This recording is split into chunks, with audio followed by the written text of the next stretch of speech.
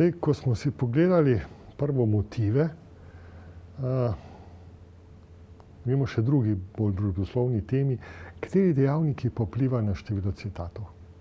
Kaj je tisto, kar poveča ali zmanjša ali naredi neko delo bolj citirano, bolj odmevno. Seveda, poskušali bomo iti od bolj enostavnih k bolj zapletenih, teže razložljivim. Tudi nimajo vsi dejavniki enake teže.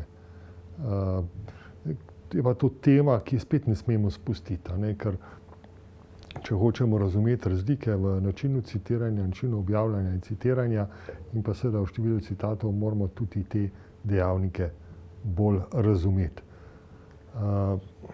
Nekaj smo o tem že govorili, tukaj bi pač povzeli. Torej, samo citiranje smo pravzaprav že kar skozi omenjali, mogoče zato, ker gre za eno, poleg več avtorstva, dost nerazumljivo, dost nerazčiščeno temo. Torej, ne vemo, kaj narediti z samo citati.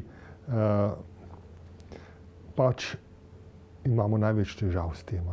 Seveda je pomembno, da opozorimo bralce naše prihodnje objave, kot sem rekel. Ampak kaj pomeni, če polovico vseh citatov samo citat? Koga smo zdaj opozorili? Bralca, da bo šel vse tista dela brati, kaj pa pol še ostane, mislim, pol verjetno kaj novega tak avtor ni dodal, Zagotovo se, da te citati ne morejo imeti enako težo kot običajni citati. Ja? Jaz imam eno vprašanje, pač v bistvu bolj predlog, če bi v želji po tej kakovosti objav raziskovalcem lahko omejili število samocitatov. Pač te samocitate bi mogli potem malo bolj utemeljiti. Ja, utemeljiti ali pa omejiti. Ja, seveda, se pravim, eden ali dva je še nekako razumljiva. Torej, če opozarja pogosto na kakšne rezultate, ki si jih prej dosegel, ampak zdaj omejiti seveda to omejevanje sploh navedb, števila navedb v objavah, nekatere revije to imajo. Predvsem medicinske, mislim, da rečejo tok in tok. Torej, seveda zdaj nekateri članki imajo tam 50, 60, 100 navedb, pa je že vprašanje, kaj to pomeni. Predvsem pregledni članki. Tak citat ne more imeti enako težo kot običajno članek. Že to bi morali tudi sploh drugače obravnavati. Samo citate pa sploh, verjetno bilo idealno, da bi samo citate izključili iz izračuna dejavnikov vpliva oziroma kateregakoli drugega merila za revije, o tem se je veliko govorilo. Pri Hirševem indeksu je že to že izključeno. Imamo recimo v Sloveniji imamo tu težave samo citati v našem SIKRIS-u. Torej SIKRIS je, kot vemo, sistem, ki pač v Sloveniji spremlja te bibliometrijske kazalce oziroma jih ustvarja, vendar je vezan na COBISS. COBISS pa pač kontrola avtorstva, ki je narejena samo na slovenske avtorje. In se tako zgodi, da se samo citati štejejo samo takrat, ko slovenski avtor citira samega sebe. Če ima pa neko objavo z tujim avtorjem, in tisti tuji avtor brez tega slovenskega avtorja citira isto delo, pa to ne šteje kot samo citat. Jasno, to je kar lahko pomembna napaka. Tako da torej te težave samo citati, ki nastajajo jasno v revijah, se razvijajo še naprej. Verjetno bilo res, jaz bi bil takoj za to, da bi rekli preveč samo. Meni se je tudi že kot recenzent zgodilo, mogoče enkrat kot dvakrat, ko sem rekel, da vse v redu, ampak malo preveč samo citatov pa je tukaj. Ampak ne pa večkrat, torej ni to, saj področje, ki ga jaz pokrivam, nima toliko samo citatov, tudi na splošno nima. Ne morem pa za druga področja govoriti, ker jih ne poznam, vsaka ima svoje zakonitosti. Mogoče je to tam nujno. Je pa seveda nekateri še povezujejo veliko število samo citatov z tako imenovanim salama efektom. Torej, ali pa klobasa efektom, no, kakor hočete. Torej, imate en članek, ki bi ga lahko objavili kot celotno, kot celo salamo. Vendarle, kaj se odločite, da boste nasekali na kočke, pa boste ga objavili več člankov. In jasno, vsak tisti članek citira druge koščke salame in pol pridemo to, kar vidimo. Jaz moram videti, že ne sicer v najboljših revijah, nekaterih manj kvalitetnih revijah videl, v isti reviji več člankov, ki se sklicuje vse na una druge, in se s tem dviguje. Tako, samo citiranje namreč ni samo citiranje avtorja, tudi samo citiranje revij je problematično. Nekatere revije se absolutno samo citiranje dvigujejo dejavnikov vpliva, nekatere revije so že izključili iz teh indeksov citiranja, ker so to opazili. Torej, revija je citirala samo članke iz iste revije in so se s tem dvigovali. Torej, samo citiranje je zelo zapleten fenomen. Imamo tudi samo citiranje celo, nekateri pravijo, avtorjev. Recimo, določena država, razvita država v Evropi ali pa v Ameriki, se avtorji zelo citirajo druge avtorje iz te države. To sicer ne vem, koliko je res, ker vemo, da so najbolj odmevna dela v bistvu manjših evropskih držav.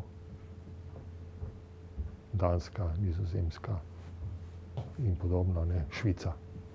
Tako da je pa verjetno tudi ta pojav možen, kot se ne vem, ne moremo, težko ga rešimo. In tudi bomo še nekaj časa čakali. Področje raziskovanja. V bistvu je eden glavnih osnovnih dejavnikov, ki ga pa se spet zelo enostavno razložimo. Veda, raziskovalno področje, lahko pričakuje že samo po sebi različno citiranje. V tem je recimo SNP prednost SNP-a, ker v bistvu izhaja iz tega pričakovanega citiranja. Če boš objavil na področju, matematičnem področju, veš, koliko citiranja lahko pričakuješ in se na področju fizike spet drugačno.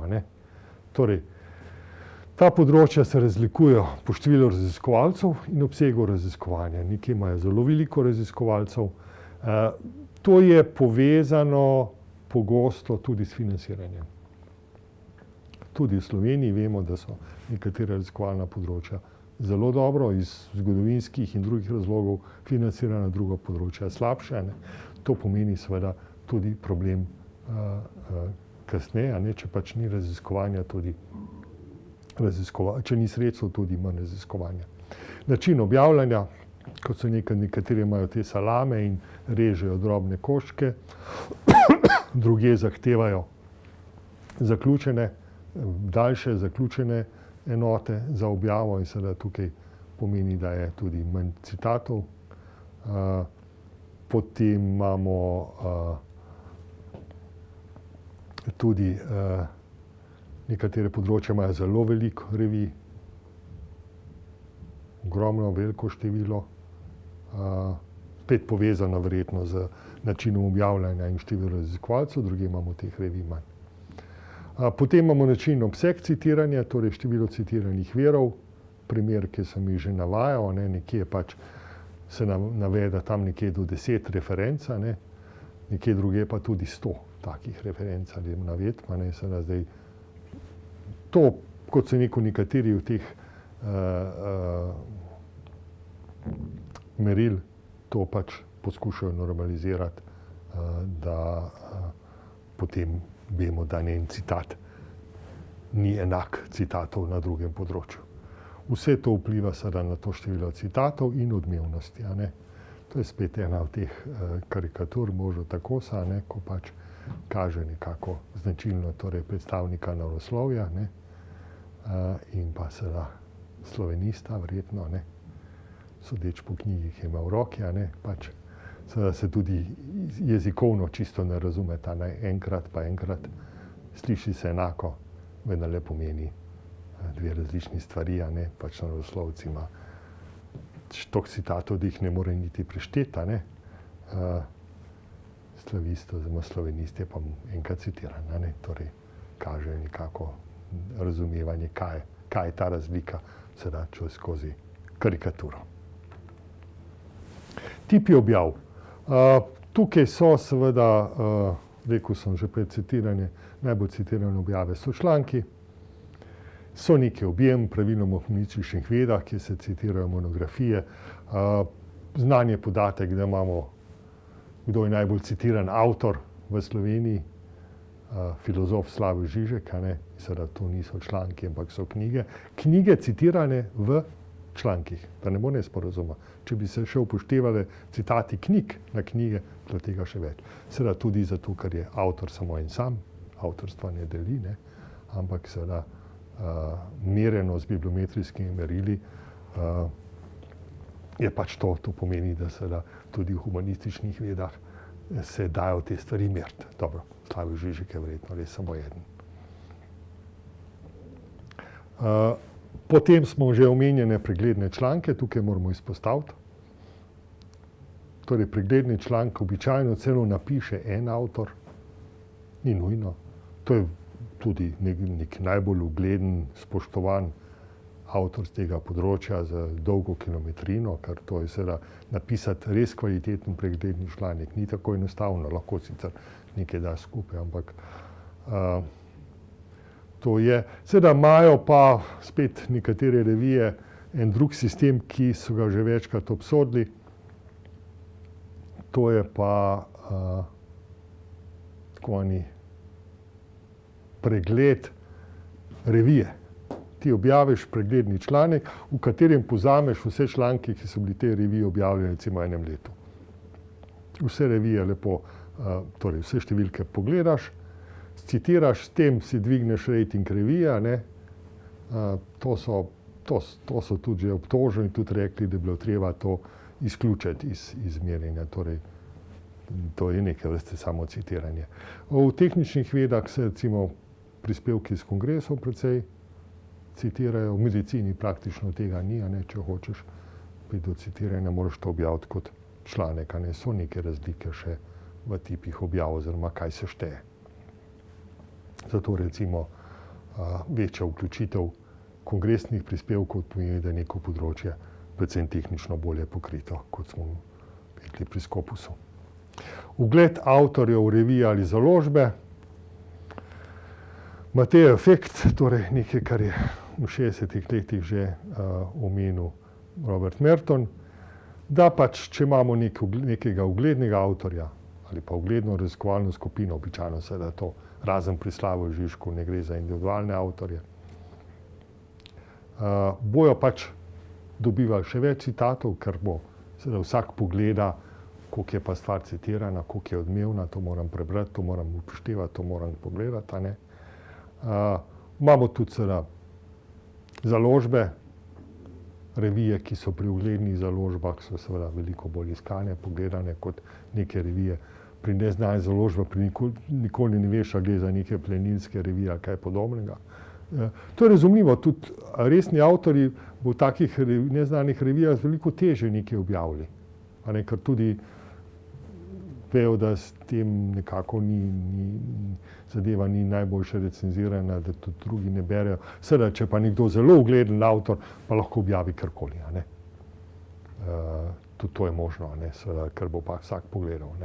Eugene Garfield je recimo zelo zanimivo, da so na Hrvaškem za neko medicinsko revijo so ga dobili objav, jasno, ti so vsak prebral.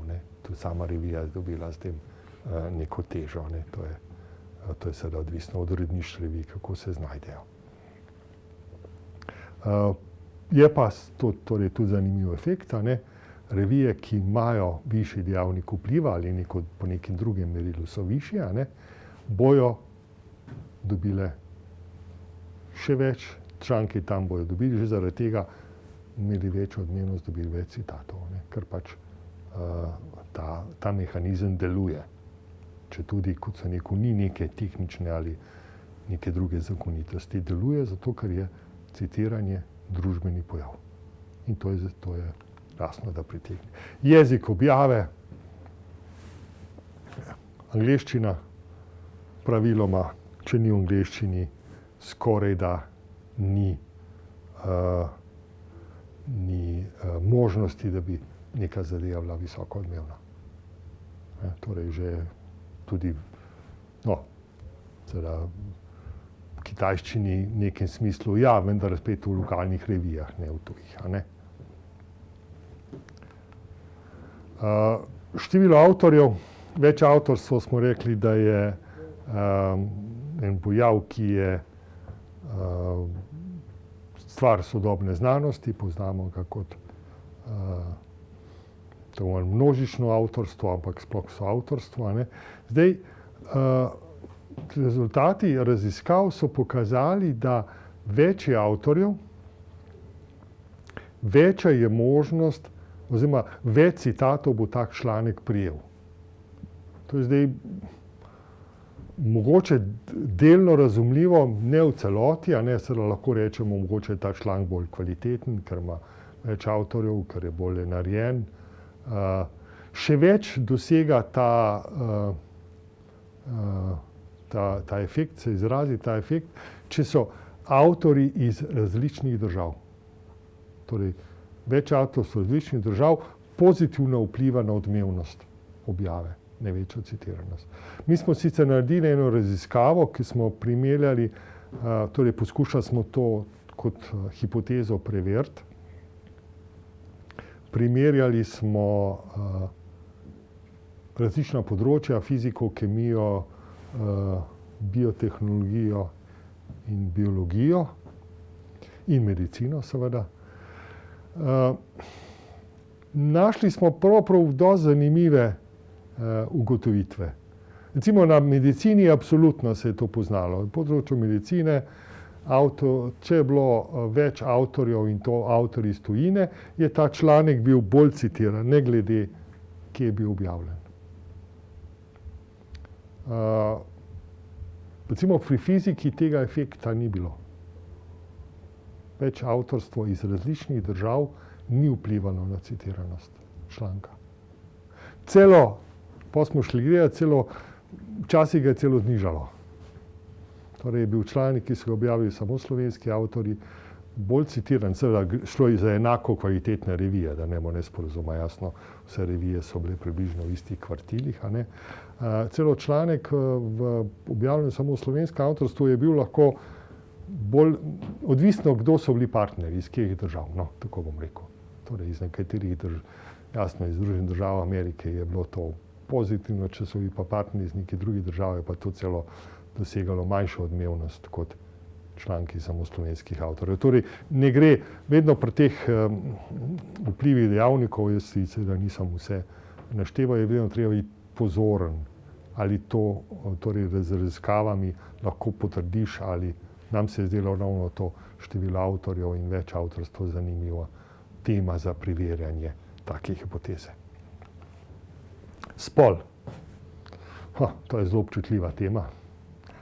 Vedno, vsako leto rečem, da mogoče bi dal ven, ampak vsako leto se mi zdi zanimiva tema. Konec koncev vemo, da je enakopravnost med spoloma ena vrednota, ki je del sodobne civilizacije. Mislim, da smo najbolj zgroženi nad tistimi civilizacijami, ki te vrednote ne spoštujejo.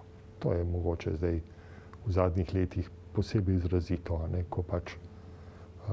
ko smo strpni, vendarle so neke meje. Seveda, neenakopravnost med ženskami je to nekaj, kar ne bomo nikoli sprejeli. Te stopnje ne gremo nazaj. Torej, če imamo nekatere države, ker raziskovalci, znanstveniki znanstveno dokazujejo, da vožnja avtomobila ženskam zdravstveno škoduje, in to se upajo tudi dokazovati, seveda s tako državo manj več nočemo imeti opravka. To je za nas nekaj groznega. Seveda, znanost je jasno praviloma, dobro, to so tudi neki znanstveniki, ampak vemo, da je to bolj kvazi znanost. Dokazati, da so ženske, ki vozijo avto, bolj bolne od tistih, ki jih ali manj urejevajo. Seveda, mogoče nimajo časa za urejevanje, ker avto vozijo. Karkoli. Jasno, da smo zaradi te občutljivosti tudi imeli vsaj pred leti nekaj raziskav, ki so skušale vendar opozoriti na to, ali je tudi spol avtorja oziroma avtorice vpliva na odmevnost. Zanimive raziskave, ki so pokazale zelo različne rezultate, ne. Seveda, en problem je že metodologija. Pri objavah, torej vseh teh podatkovnih zbirkah, bibliografskih podatkovnih zbirkah, imamo vedno tako, da imamo inicialo imena in pa seveda priimek. Zdaj iz tega težko sodimo o spolu, z eno izjemo, in to je izjemo Islandije. Islandiji, kot veste, nimajo priimke, ampak ženske imajo tisti dotir, hčerka nekoga, moški imajo pa son, ne. Torej zelo jasno vidiš, avtorica ali avtor, ne. Sploh Islandija je za nas Slovence, mislim, saj se mi zdi ena izjemna država, še zato, kako so s svojimi bančniki, ki so naredili tolike škode, obračunali in seveda na konec pameti ni bilo, da bi pokrivali izgube iz denarja davkoplačevalcev, ki so ga pač ustvarili, pa so jih raje dali malo zaprli. No, druga pomembna stvar je pa seveda njihovo nogometno moštvo, ki je bilo pravi čudež na zadnjem evropskem prvenstvu. Ampak tukaj so naredili tudi eno zanimivo raziskavo, ker so lahko iz teh, torej vzeli so Web of Science, ločili moške in ženske, niso našli nobenih razlik v citiranju. Neka manjša razlika je bila nekaj na zanimivem področju mednarodnega sodelovanja. Moški so se nekako bolj vključevali v mednarodne skupine. Zdaj, ali je to kaj pomenilo ali ne, ne vem. Ne. Torej, tukaj zdaj, če bi šel mogoče za cel svet gledati, mi smo šli za Slovenijo nekaj gledati, seveda na nekem omejenem vzorcu, tudi nismo našli nobenih razlik. Smo še celo primerjati možnosti, da je prijaviteljica ali prijavitelj dobil projekt ali ne, tudi ni bilo razlike med spoloma. No, pač vzorec je bil sicer omejen. So pa šli na neka področja, recimo sociologija in biologija, in so našli zelo različne mnenja. Torej, na področju sociologije sta dve sociologinji našli, torej je bil rezultat, da so moški avtorji več citirani kot ženske in so z tega naredili pač kar velik halo. Na področju biologije so pa našli obratno. So pa objave, ker je bila prva avtorica ali pa edina avtorica, kar je bilo redkeje, ženska, so bili ti članki bolj citirani od moških kolegov. Tukaj pa niso nič ugotavljali, da gre za neko krivico. Torej, pa se mi zdi, mislim, da verjetno ne bi našli kakih bistvenih razlik. Mislim, da je znanost glede tega mogoče najbolj, vsaj na tem področju, enakopravna. Če tudi ne vem, kaj bo vnaprej, ker je pač toliko več študent kot študentov, ampak bomo videli. Razumljivo seveda, da, kot sem rekel, uporabljajo revije in druge serijske publikacije, katerih imajo dostop, odprta dostopnost, nekaj raziskav sem že omenil, ne. Mogoče bom še eno omenil, ki smo jo mi naredili. Vzeli smo revije z področja gradbeništva in smo primerjali vpliv odprtega dostopa, torej metodologija naslednja. Vzeli smo isto revijo in pa članke iz te revije, ki so bile v odprtem dostopu. To pomeni, ali so bile v zlatem dostopu, po zlati poti, torej je bilo plačano za odprti dostop, ali so bili po zeleni poti, torej da so avtorji članek dali ali v repozitorij ali na kakšen drug način na uporabo. Ne. Dobili smo dosti zanimiv, seveda generalno smo dobili jasne rezultate. Odprti dostop je pozitivno vplival, torej članki v odprtem dostopu so bili več citirani kot tiste, ki niso. Vendar nam to ni dalo mira, torej smo še nekaj drugega pogledali. Pogledali smo status revije. Torej, ugotovili smo, da pri tistih vrhunskih revijah v prvem kvartilu je ta povezava absolutna. Torej, revija najboljših revija, članek v odprtem dostopu je večkrat na večjo odmernost več citiran. V tistih revijah v tretjem kvartilu pa je bilo praktično vseeno. Ali v odprtem dostopu ali ne. Torej, nič ni bilo mene razlike. Seveda tam je bilo tudi citiranje to knjiže. Torej, dejstvo je pa, da očitno Seveda, že sama možnost, da nekdo lažje pride do vašega članka, mora vplivati. Je pa recimo bilo tudi en članek, če se prav spomnim, mislim, da ja, ki je bil pa najbolj citiran, pa ni bil v odprtem dostopu.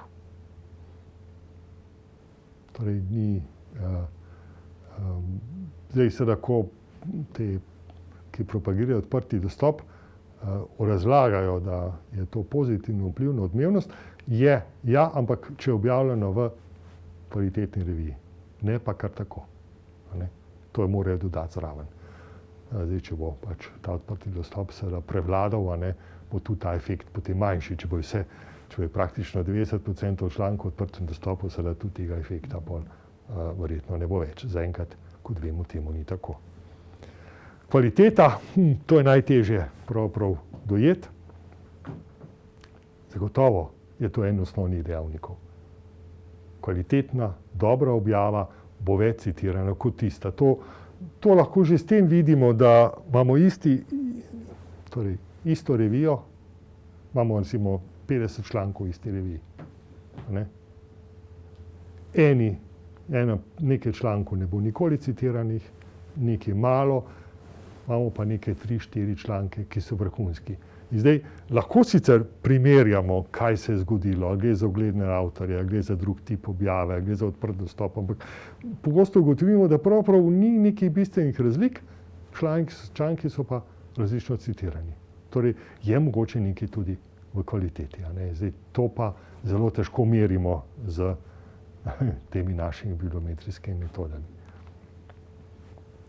Druge dejavnosti, dobro, zagotovo doktorski študij, financiranje, vse to vpliva, ne, torej na odmevnost, ne, pa spet zelo težko merimo. Ne. Nekateri so recimo raziskavo naredili, avtorji, mislim, da ste tri podobne raziskave, ker moraš v večini revij moraš navesti, ali je bila objava, torej izhaja iz nekega financiranega projekta, programa ali ne, ne. In so pač primerjali odmevnost tistih, ki so bili financirani, ali tisti, ki niso bili, in so ugotovili seveda, da tiste objave, ki so bile financirane, ali pa saj navedeno, da so financirane, so bile večkrat citirane. Zdaj, kaj to pomeni, ali je to naključje, spet ne vemo, ne, ker bi morali še vse druge dejavnike pogledati. Zdaj, kako lahko razkrijemo in motive in dejavnike, a ne? Torej, jasno, posredno analiziramo članke, na različne načine predelujemo. Obstaja pa še ena zanimiva metoda, in s tem bi ta del zaključili, da poskušamo z intervjuji, z anketami verjetno težje, nekako od raziskovalcev dobiti mnenje, zakaj so citirali določene vire. To so verjetno problemi v tem, da je zelo težko dobiti nekoga, ki bo na to odgovarjal. Ideja je dobra, ne? Torej imaš 30 virov, ne? Zdaj pa povejte, zakaj ste to, pa to, pa to, pa to citirali, ne? In te bi našli motive in seveda tudi dejavnike, ki vplivajo. Neki poskusi so bili, vendarle niso bili najbolj uspešni, ne?